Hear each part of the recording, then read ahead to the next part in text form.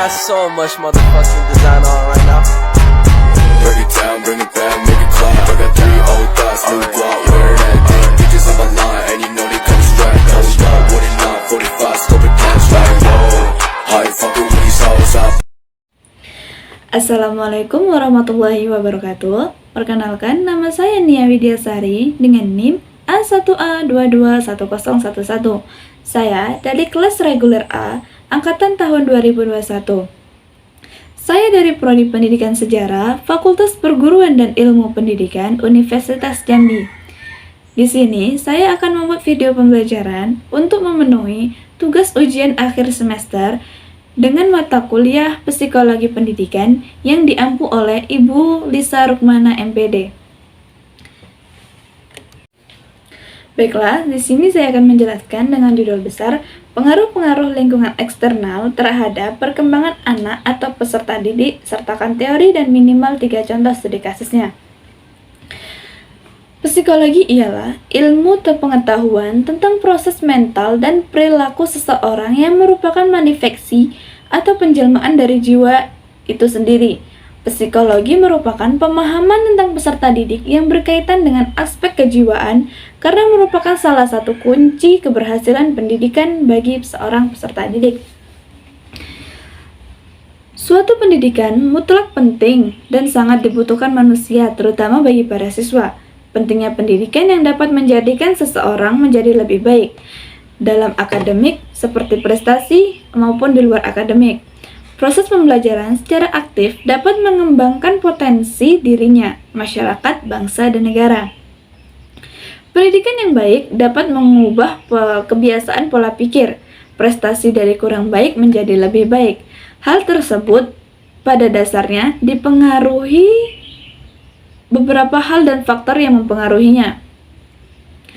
Suatu pembelajaran yang berhasil dan menghasilkan prestasi belajar yang siswa yang baik dan memuaskan tentu terdapat faktor yang menjadikan hal tersebut.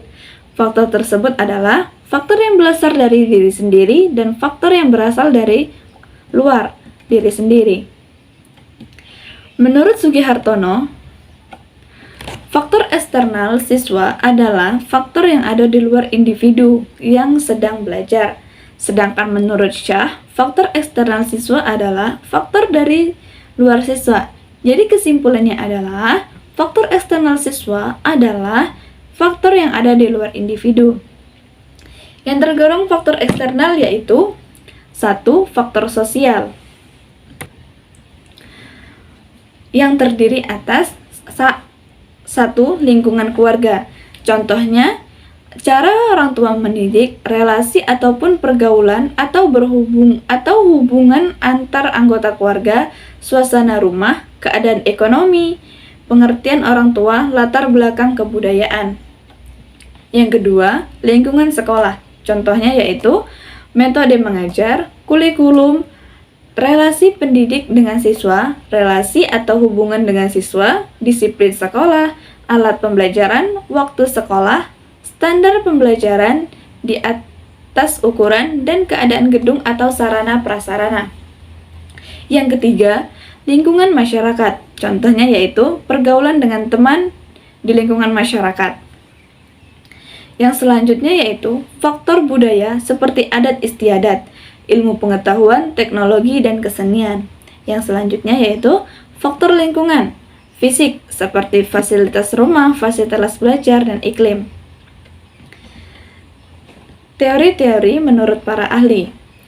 Menurut Crane, ada 14 teori pengembangan yang dikemukakan oleh ahli psikologi pengembangan, yaitu 1.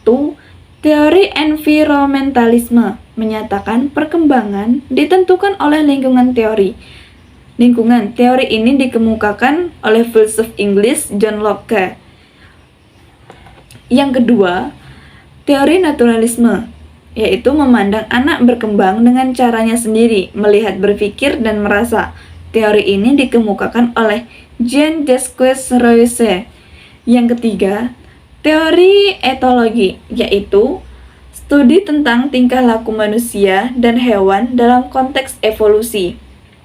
Yang keempat, teori komparatif dan organismik, dikemukakan oleh Heinrich Werner. menyatakan bahwa perkembangan tidak sekedar mengacu kepada peningkatan ukuran, tetapi perkembangan mencakup perubahan-perubahan di dalam struktur yang dapat didefinisikan menurut prinsip ontogenik.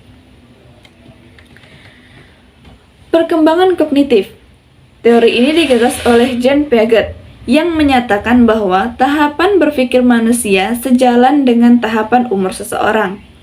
Teori yang keenam yaitu teori perkembangan moral, dimukakan oleh Kohlbrink. Konsep ini memahami perkembangan moral. Yang ketujuh, teori pengondisian klasik yang menyatakan bahwa perkembangan manusia berasal dari prinsip stimulus dan respon. Yang kedelapan, teori pengondisian opera. Untuk mengembangkan teori pengondisian opera sebagai sebuah teori perkembangan Skinner. Yang kesembilan, teori permodelan. Bahwa perkembangan manusia merupakan hasil interaksi antara faktor hereditas dan lingkungan. Yang ke-10, faktor sosial historis. Yaitu konteks sosial merupakan hal yang sangat penting dalam proses belajar seorang anak. Pengalaman interaksi sosial ini sangat berperan dalam pengembangan kemampuan berpikir anak. Interaksi antara anak dengan lingkungan sosialnya akan menciptakan bentuk-bentuk aktivitas mental yang tinggi. Yang ke-11, teori psikoanalisis yang menekankan pada pentingnya peristiwa dan pengalaman-pengalaman yang dialami anak, khususnya situasi kekacauan mental. Yang ke-12, teori psikososial. Teori ini digagas oleh Erik Erikson yang menyatakan bahwa perkembangan terjadi sepanjang kehidupan manusia. Erikson meyakini bahwa setiap tahapan perkembangan berfokus pada upaya penanggulangan konflik. Kesuksesan atau kegagalan menangani konflik dapat berpengaruh pada setiap tahapan perkembangan. Yang ke-13 yaitu teori perkembangan bahasa.